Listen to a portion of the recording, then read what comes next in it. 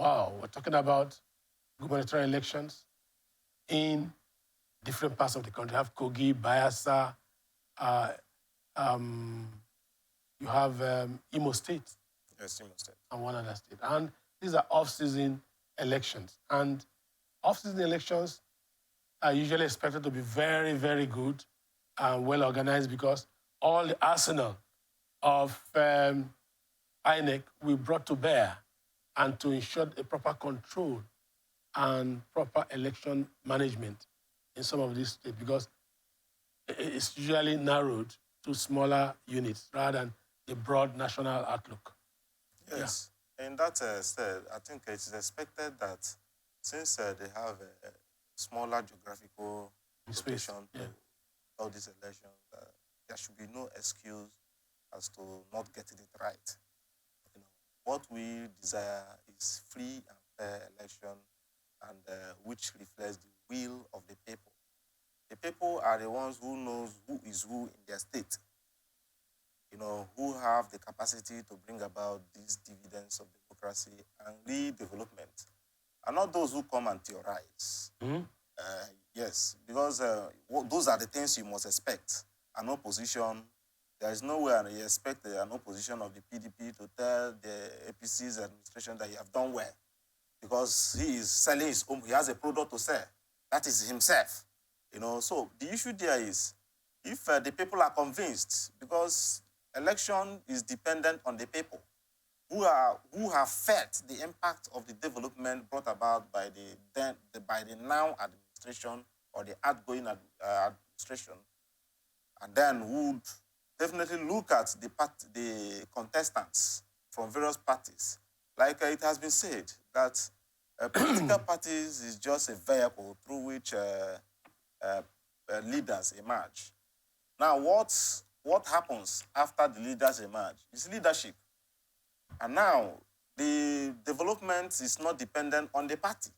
It's dependent on the view of the individual as to how strategic he is and what plans he has to bring about redevelopment to the people. Yeah. So, what we're getting here is a situation where the party claims to be doing some research on the way forward. That is a party that seems to be preparing for governance. Because we've always accused political parties of not having manifesto, political parties of being bogged by internal democracy that is flawed, and therefore, when they gain power, they come struggling without being prepared. Now, you see what that committee is doing as a new way forward in political party governance in Nigeria. Well, to me, I would say it's an avenue to showcase. Like I have to say, when it comes to issues of politicking or politics, theories, people may bring up any theory, but implementation is another thing. That's the point. Now, another thing is... It doesn't remove the idea of preparation. You must prepare to govern. And you must show the people that you are ready to govern. Exactly. Because we are in a knowledge economy. Exactly. And ideas rule the world. If you don't prepare, and if you don't tell the people what you want to do when you come to power, bearing the fact that we begin to hear some kind of language that is not good, insane and all that. Yes. Dino, of course, has to be Dino. He's flamboyant, he's loquacious, sometimes he could be garrulous, as we are seeing here. And so it is something that we really need to check in Nigeria, where people come on stage, political leaders, rather than being polite and being cautious to their political opponents and then presenting ideas. He has presented very sound ideas, according to him, that is based on research. And these ideas will lead them to govern the country well. So why use foul language? I think we should check some of these words. Yeah, you're correct. Very, very well. Like, it's just sequel to what we said earlier. Languages being used by other states. All over the country, it has become a common... It has become a norm. Norm, yeah. Which is very, very bad. In as much as you find yourself in democratic settings where you have the freedom to air your opinion, you should try as much as possible to do what you please to the public. And also, I must state, any person who is an indigene of a state should know where it pinches. Yeah. Any person who is preparing to contest for a position should know why he or she is coming out to contest, why he wants to man that position, what problems he has foreseen to cure or to solve for the people before even vying. You understand what I'm saying? So if you also look at it in this direction, why the research now? Does it mean you do not have the idea as to what you wanted to do before coming to contest in the position as a governor? But the ideas have to be articulated. Why articulated? They have articulated. It means you should have. No, it's not. You know, one thing is that it's just like just like someone in the traditional wrestling, for instance, or football. Yes. You know, and a spectator watches a footballer play and see how he plays. If I were there, I would have done it this way. You know, it means preemptively you have known what to do. You know, knowing the flaws of the person who is already manning the position. You don't need the research anymore. No, I think that what we are seeing here, I'm putting it to you right now. Yes. What we are seeing here is a new development. Of course, we always, even in Rivers State, the new Rivers vision was drawn up by a group of experts in Rivers State. I was privy to knowing those who were involved in that blueprint. And that became the bedrock of Governor Wike's administration. You must have a plan, because he who doesn't plan plans to fail. And your plan must be sustainable, must be achievable, you know, and all that. So it was that new Rivers vision that gave Governor Wike the vision to drive the state. And he almost followed it religiously. It was that same new Rivers vision that gave him the idea, for example, of having capital expenditure higher than recurrent expenditure in order to carry out infrastructure. It's up to 70%. Exactly.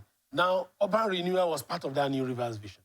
So there must be something on ground which is a product of research and planning, which you are bringing to the table. It is the business. You see, so what happened? You are a lawyer. Yes. When you come to govern, you are not the one in charge. That mandate doesn't belong to you.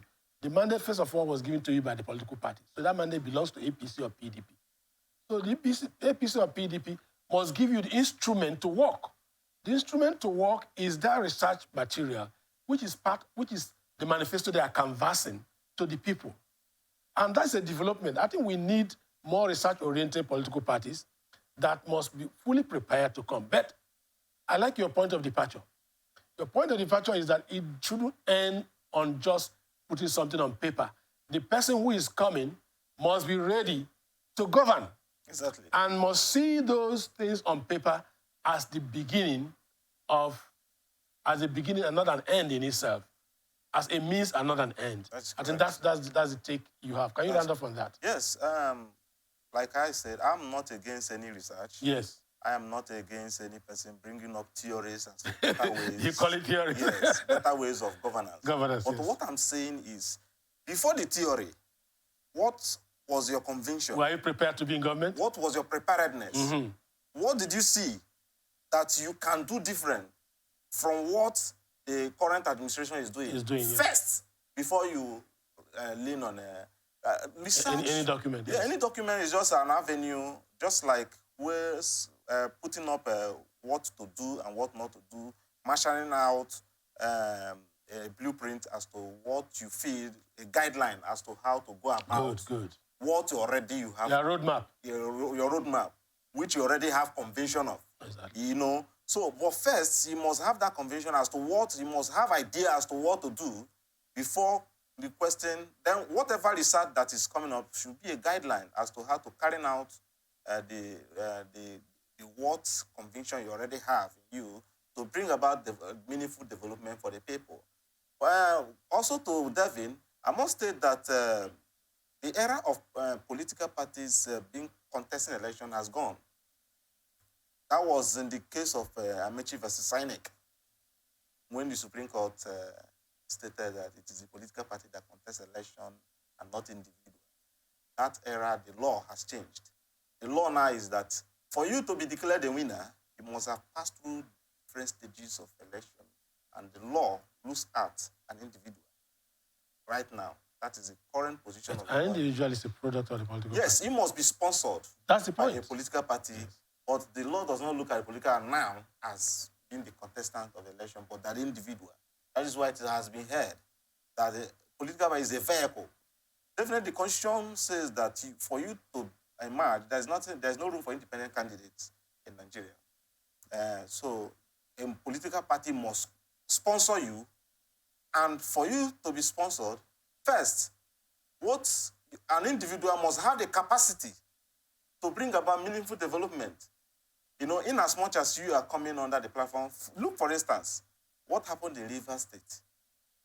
You know, Rivers State at the end of the day veered, you know, towards another direction, believing in the capacity of Mr. President to bring about meaningful development. Someone who is not a member of PDP.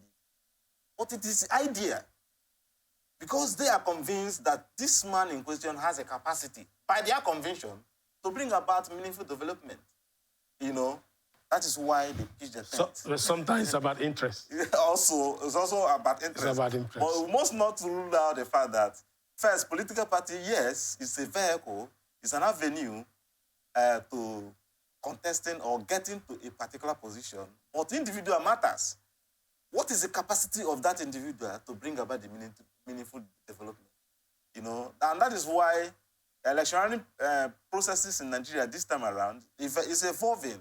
To me, I feel that democracy is being strengthened in Nigeria, because what people are talking about now, if you look at the election, the campaign in an electionary period, what they're talking about is, this is what I have done. And because I have done this, I'm entitled to be voted for. That, like what happened in Rivers State. So the narratives have been changing from the carry-go, the former carry-go narrative, you know. So it is evolving. So it is the individual, particularly, who has the capacity to evolve things, who has the technical know-how to bring about meaningful development. That is what we should be looking at, and not the party.